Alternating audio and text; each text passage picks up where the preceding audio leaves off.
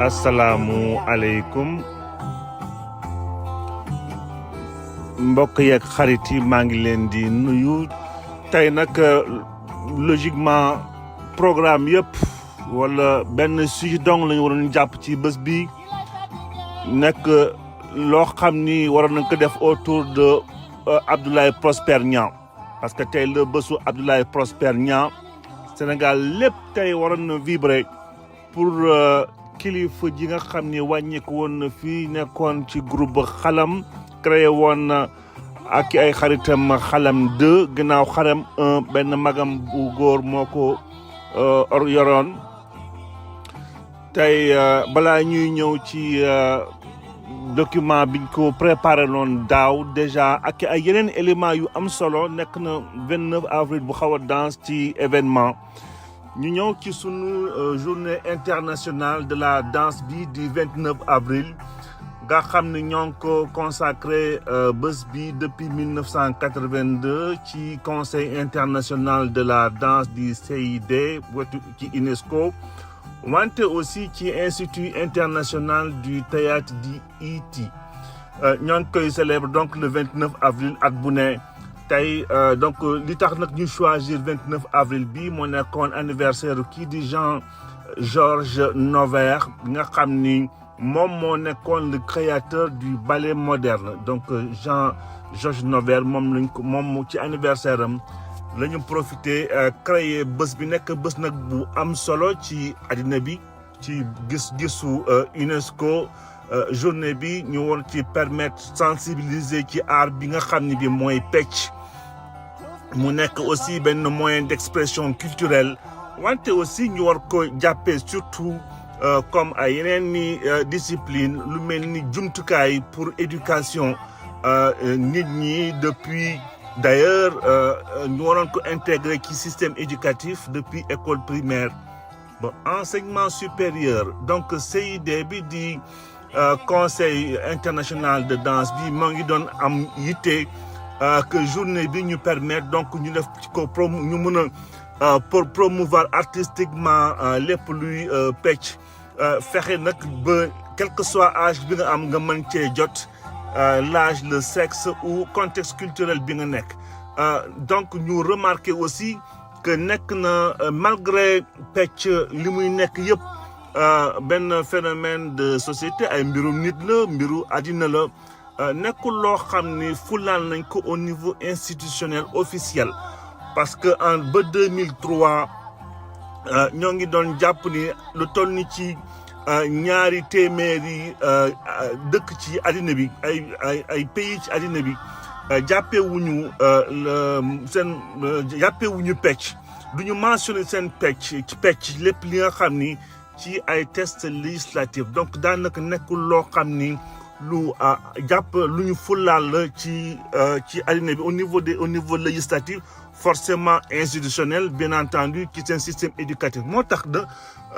tax aussi li muy nekk phénomène naturel humain yëpp dafay tegu ci loxo ñoo xam ni kenn préparé wu leen pour transmettre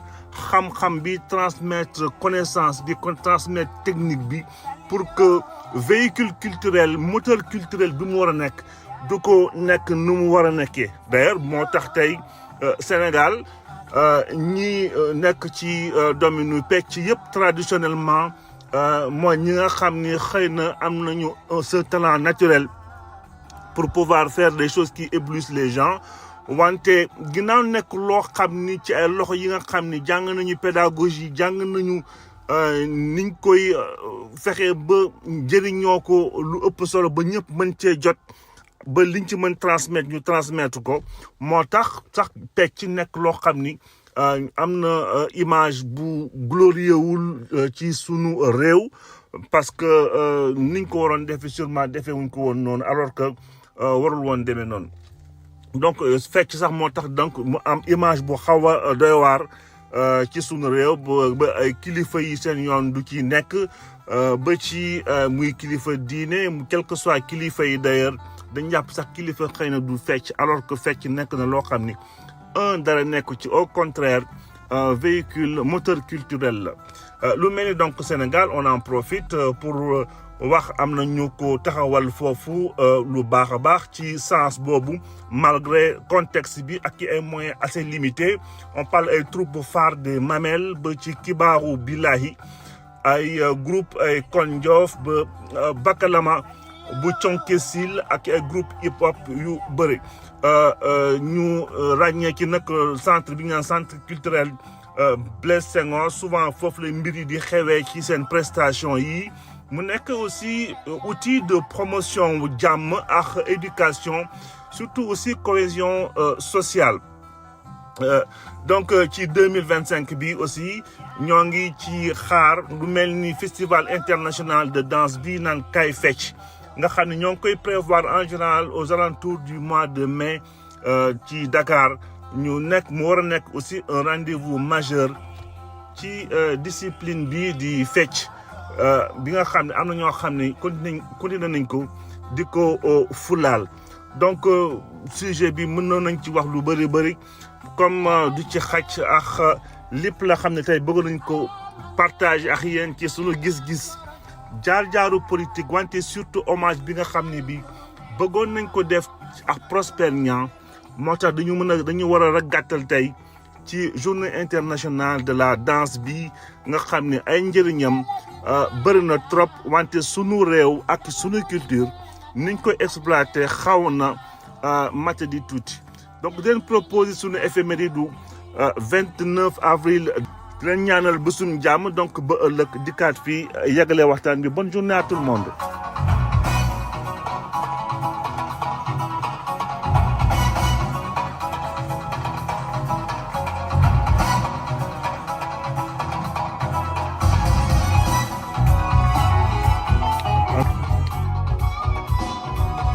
tey ñoo ngi xaw a bouleversé sunu programme ci soxla wala fas yéene tey rendre hommage à notre façon modestement kii di Prosper Niang comme niñ koy jéemee def toujours fexe ba duñ ci salit fexe ba bu ñu defee hommage bi ba pare mu nekk plutôt mbégte plutôt que amertume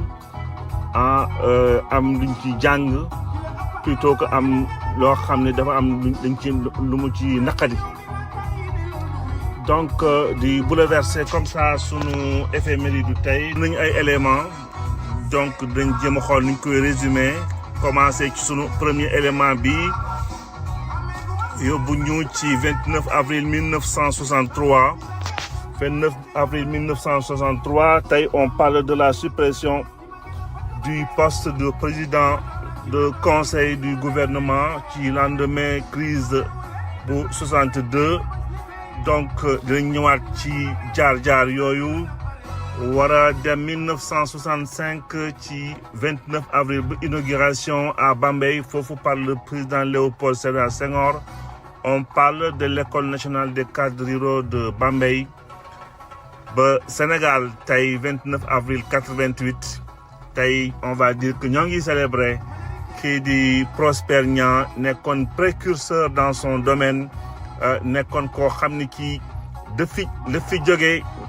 ci li gën a doy waar ci mbir yi nit ñi ñu ngi ko gën a xam ci bi mu fi jógee ça veut dire que def na liggéey bu rëy dans l'anonymat la liggéey bu rëy en tout cas ñi nekkul woon ci sphère musicale bi xamuñu woon yenn détails yu bëri dañ ci waat léegi ci mbir yu barkeel yi nga xam ni def na ko fii balaa mu fi jógee sunu quatrième élément daf ñu yóbbu 2001 coalition Soppi tey ci bi ginnaaw Abdoulaye Wade jëloon na mbir yi donc ñu organiser seen élection législative anticipée donc Abdoulaye Wade nga xam ni amoon soxla pour mën a am une majorité confortable 2001 bu ñu fa jógee donc tey encore ñu rendre benn kilifa boo xam ne bii aussi dañ ko jéem a fexe ba mbir yi xol yi neex donc di Mame Less Camara nga xam ne c'était un grand monsieur de la presse sénégalaise des médias ci Sénégal aussi def na fi ay jaloor yu am solo donc di ko rendre hommage tey parce que jour pour jour malheureusement la fi bàyyeeku woon mais wayam encore journaliste yi nekk ci Sénégal ba léegi ñu ngi koy ndamoo. Sans plus tarder donc ñoo ci suñu suppression poste du gouvernement ci poste de président du conseil du gouvernement. Donc xam nañu président kii di Mamadou Dia dafa doon opposé wu ci vote de motion de censure bi nga xam ni bii dañ ko doon voté contre son gouvernement noonu lañ leen arrêté buub leen yóbbu leen comme on dit Kédougou. Donc à partir de ce moment nag le président Senghor nekk dans ce qu'on dit dans un régime présidentiel fort. Donc loolu lépp mbir yooyu donc événement wu 18 décembre 62 ñoo indi woon situation bi ba 29 avril 63 ñu supprimer poste président du conseil. Donc de 1957 pour rappeler rek de 57 à 62 Mamadou Dia amoon na moo ñëwoon porter charge de président du conseil en même temps amoon ay charges yu élargi yu rëy en fait ci constitution bu 59 moo permettroon que président du conseil bi ñu joxoon que plein pouvoir de muy nommer ak ci démettre toutes les fonctions yi nga xam ni ay hauts fonctionnaires la woon ci sunu réew. Mais à partir de 1960 nag ci la ñu xawoon installé ce qu'on appelle un bicéphalisme mooy presque ñaari njiit ñooy am ci Sénégal même bu fekkee xawoon nañu wàññi tuuti attribut président de conseil bi wàññi woon tuuti ay pouvoir am quelque temps avant kii di Khalifa Ababacar Sall donc entre comme on dit entre Dia et Senghor ñu woon ko tey condamné ci ay arrestation emprisonnement du magistrat yi décembre 1962 nga xam ne bi li leen Barthélémy Dias waxoon ay saaga la woon li mu jàpp 29 avril 63 bi mu mujjee supprimer poste bi définitivement donc condamnation de 30 mars bi dans un régime présidentiel fort 5 ans de prison par la suite ay référendum bu 70 moo dellu si waat ak foofu la jóge woon numéro mel ni ay kilifa yu bëri na ci woon ci seen kàddu ñu mel ni premier ministre Cheikh Bamba Dièye entre autres après Senghor condamné woon condamné woon taxawaay traitement bi nga xam ne bi mi ngi xew woon le 29 avril 1963 2 ans plus tard de 2000 à 2012 à 2024 toujours son dossier judiciaire très compliqué au gré des positionnements et des positions politiques soit pour moom soit ñi mu jàkkaarlool domaine agricole dafay am voilà fu ñu jaar ak moom ci justice ba soit ginnaaw déjà à la base école chantage ma di ko ci condamné tout simplement donc tey na nekkoon condamnation à 6 mois de prison ferme dont 100 000 francs d'amende formé pendant 4 ans nga xam ne magistrat yi ñoo de travaux agricoles pour lui appliquer une certaine acquis vétérinaire. Donc 2007 donc finalement jaxalee fi tey sunu éphéméride ba ëllëg nañu transformé école bi def ko école supérieure de formation agricole et rurale ba ëllëg incha allah nga xam ne dañ ko rattaché ci université de Thiès. mbokk yi ma leen di proposé tey ñëw ci hommage bi nga xam ne bii 29 avril 88 la ñu waroon lañ ñëw tey di rendre hommage kii di Prosper Niang. Donc Prosper Niang defoon fii ay jaloore yu am solo ci musique sénégalaise bëggoon ko tey rendre hommage. Kii di Prosper Niang ñoo ngi wax Xalam 2 mais on parle moins de Xalam 1. Xalam 1 benn frère Prosper Niang moo ko yoroon donc nekkoon aussi ku jàngoon ku xamoon batterie moo ko yoroon. Xalam 1 ñoom Prosper dem créer seen Xalam 2 ginnaaw bi ko grand frère am ñëwee jàngal ko bu baax batterie. Donc au début nekkul woon sax batteuru Xalam 2 un certain Diba moo fa nekkoon batteur. ba finalement mu mujj waat jëlaat mbir yi parce que année yooyu bëggoon na indi lu bees ci sunu musique sénégalaise lu bees loolu c'était surtout jël musique sénégalaise bi transformé ko par rapport ak sunu culture jël mixé ko ci ay yeneen sonorité internationale lu mel ni jazz lu mel ni rock ak funk loolu moo taxoon ci année 70 nit ñi jaaxle woon ci ni mu doon defee musique particulièrement ni mu doon tëggee batterie mu nekkoon loo xam ni lu exceptionnel la woon mu marqué woon d'ailleurs ay artistes yu bëri au niveau international nekkoon koo xam ni kii yokk ci générosité bi mu amoon bëggoon partager toujours passion wam pour musique sénégalaise te buñ lay wax tuuti ni mu doon gisee musique sénégalaise tey encore di tax ñu ñëw ci genre éphéméride yu demee nii c'est que toujours dañuy def lien ak la xewoon ak la war a xew c'est-à-dire que bu ñu lay expliquer tey kii di Prosper Niang ni mu doon partager musique sénégalaise compréhension bi mu ci amoon ak ni mu ko doon partager képp ku mu ko partager rek da ngay comprendre facilement musique sénégalaise ci nan lañ ko tëggee même boo amul formule mathématique bi di nga comprendre nan lañ ko tëggee te boo jógee ci formule boobu buñ la mën nga fa créer sax un certain modèle on peut dire le modèle social du Sénégal tout simplement parce que ñu ngi génnee par exemple déterminer musique sénégalaise on parle des temps forts qui ne sont pas accentués mais qui sont suggérés temps fort bu ñu accentué mais ñu bañ ko ñu bañ ak bu ñu accentué wul mais ñu suggéré ko ku bëgg a comprendre lu demee noonu ce n'est ni plus ni moins que même ci fecc mbalax boo xoolee tëggkat bi day tëgg li muy tëgg ba pare mais souvent fecckat bi mooy daaneel pour ça qu'on parle souvent ci fecc mbalax ci côté daaneel boobu côté daaneel bi mooy li nga xam ne bi fecckat bi moo koy ñëw yeggali ko mais pas kii di tëgg mbir yi loolu mën nga ko def translation ci lépp luy culture Sénégal mooy les waxul lu ñu wax souvent on parle souvent de junñu doy na borom xel on parle aussi wax bu jeex dof moo ko moom loolu ci sunu culture la bokk donc loolu la ñu jël transformé dugal ko ci musique bi même ci tëgg bi dafa ciy feeñ ba moom mu jël loolu lépp nag jël def ko yokk ci ay yeneen sonorité au niveau nga xam ne au niveau international musique bi mu doon def mënoon nañ ko exporter donc li ci xaw a triste rek mooy c'est pas assez médiatisé comme ça pour que ñu mën a continuer di exporter sunu culture parce que loolu lépp buñ ko doon expliquer aussi facilement je parle de ça parce que dajeem ak kii di naan Jean-Philippe Riquiel en 83 ci festival Hippodrome ci Paris on parle à Pantin moo doon expliquer lépp comment il était bouleversé ci rencontre bi mu amoon ak Abdoulaye Prosper Niang seen profondeur relation foofu la jege woon parce que dafa amoon compréhension bu am solo ci musique sénégalaise te amoon facilité aussi di ko expliquer pour que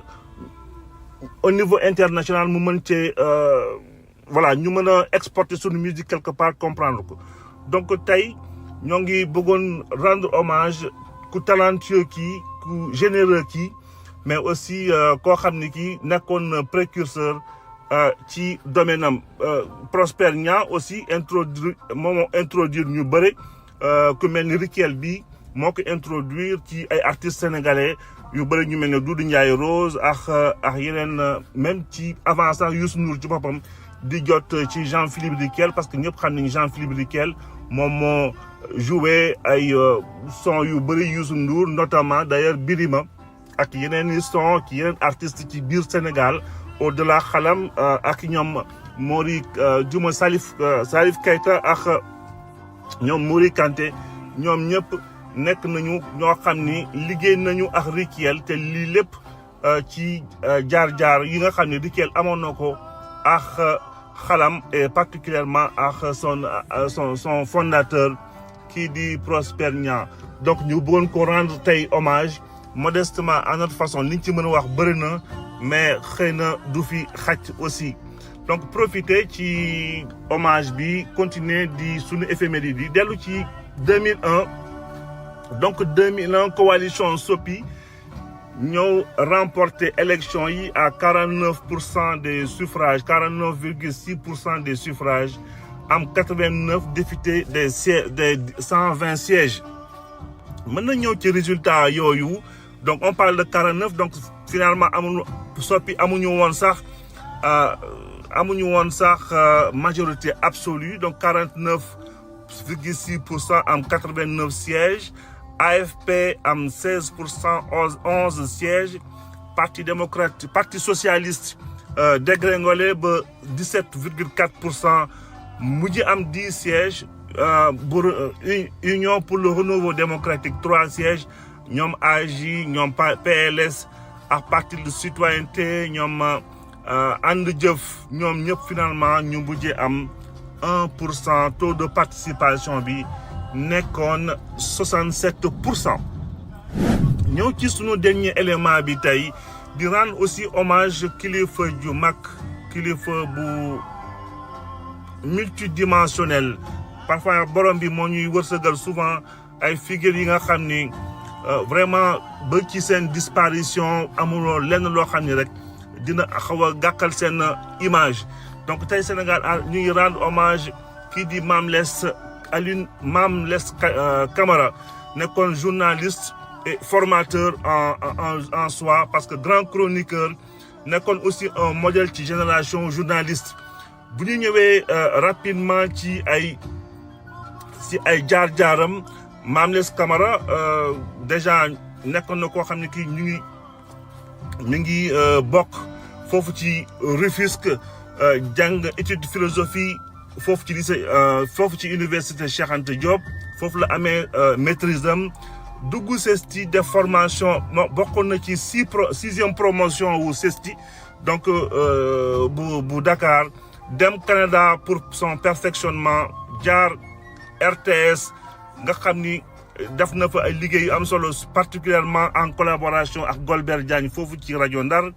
ñu xamee woon ko aussi taxawaayam ci émission bu am solo bi di face à face di émission rajo nga xam ne doon la invité souvent membres de l'opposition yi ak ñii di yor nguur gi souvent pour parler sur des questions de société et des questions politiques avec lépp luñ ko xamee woon nag ak déontologie ak distance boo xam ni bi amoon na ko ak chaque chapelle politique donc en 7e position on parle aussi des directeurs de Walf nekkoon na ko doon na aussi animé en tant qu'un chroniqueur sous le pseudonyme de Abdou Sow mais Mame Less Camara moo nekkoon ci ginnaaw xamee woon ko aussi ci BBC en tant que correspondant à Dakar nekkoon directeur de radio Envie FM ak Océan FM Mame Less Camara nekkoon na aussi fondateur agence de communication et de production donc kilifa yi yëpp boo leen di gis da ngay am toujours exemple am ci loo xam ne war nga ci mën a jàpp pour ci sa carrière professionnelle wala ci royukaar en soi wala fierté boo xam ne bi war nga ko am ci Sénégal te boo ci amee tuuti lecture rek ci nga mën a comprendre yu bëre ci sunu richesse culture nga xam ni borom bi sûrement bàyyeewuñu noonu. donc di jeexale fii sunu éphéméride ba suba di ñaanal ku ci nekk ci yéen une excellente semaine di leen envoyer toutes mes ondes positives ci semaine bi di encourager ñëpp ñi jëm ci waar bi di ñaan borom bi barkeel wërsëg leen njaboot di ba suba incha allah.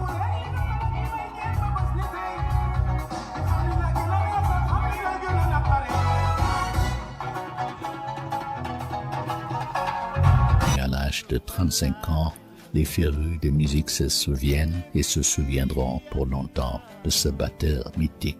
dont le vœu le plus cher était de donner à la musique sénégalaise et africaine une dimension planétaire.